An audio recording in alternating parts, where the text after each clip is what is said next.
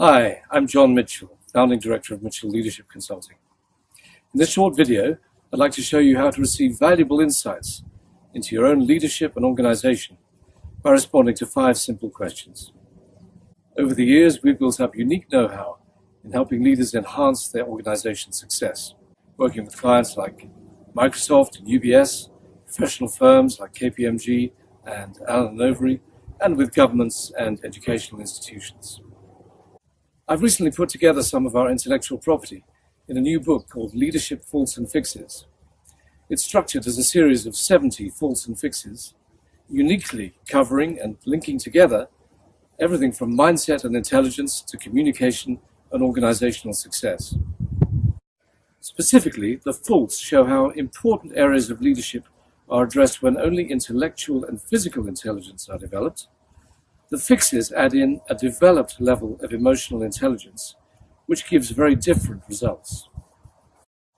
To get a feel for what this means in practice and why it's so important, let's head out to the golf course.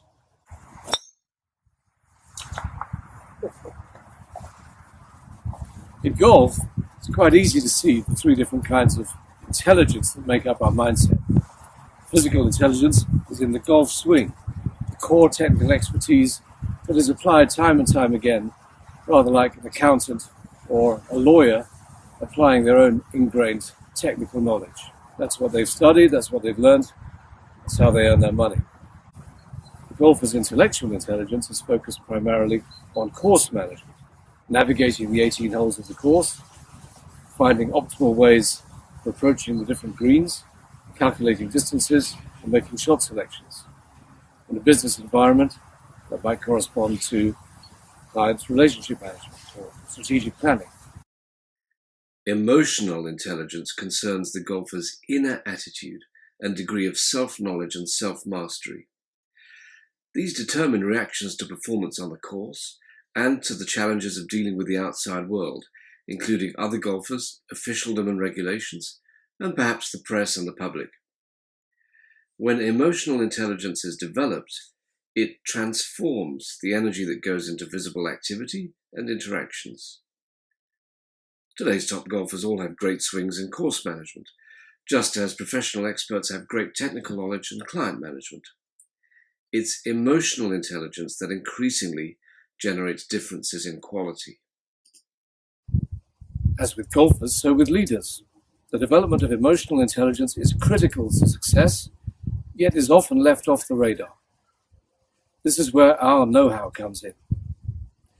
And how does this apply for whole organizations? What do intellectual, emotional, and physical intelligence mean on that larger scale? To get a feel for this, let's visit the music room.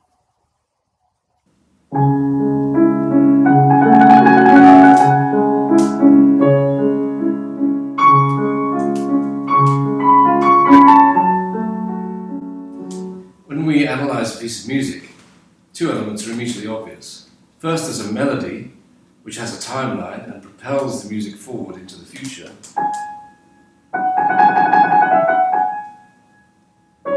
And this gives direction, and in that sense is intellectual, rather like the strategy of an organization. Then underpinning the melody with a supporting structure is the more physical component of rhythm. In this case, quite a simple one.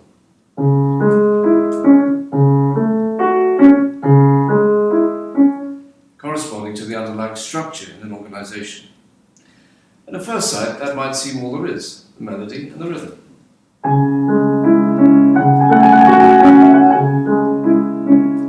Just as when leaders talk about change, they tend to focus pretty much exclusively on strategy and structure. In reality, in music, there's a third, equally important, less obvious element, which is the harmony. In this case, and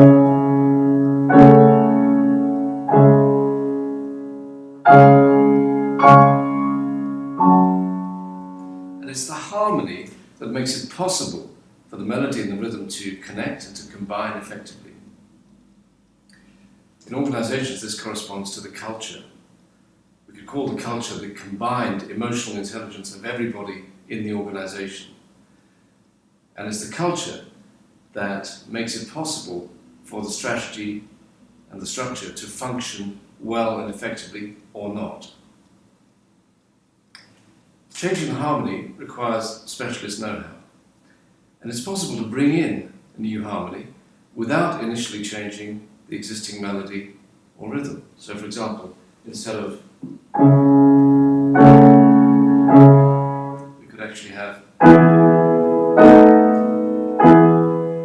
which brings very different characters to the music.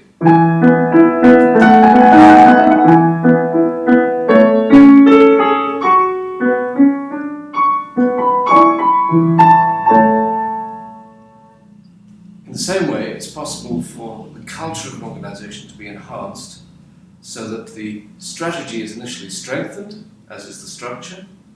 At the same time, new options are created for future strategies, bringing new energy to the organization and greater value.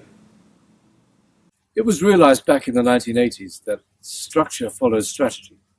Now, it's increasingly understood that strategy follows culture. That's why it's critically important for leaders to focus these days on actively developing the culture of the organization. How to assess your own leadership and organization culture and their development potential. Back to the 5 questions I mentioned. Simply go to mitchell-lc.com, select a quick assessment, submit your responses to the 5 simple questions, and we'll email you some thoughts and suggestions based on your answers. And if you'd like to order or download a copy of Leadership Faults and Fixes, simply go to www.amazon.com.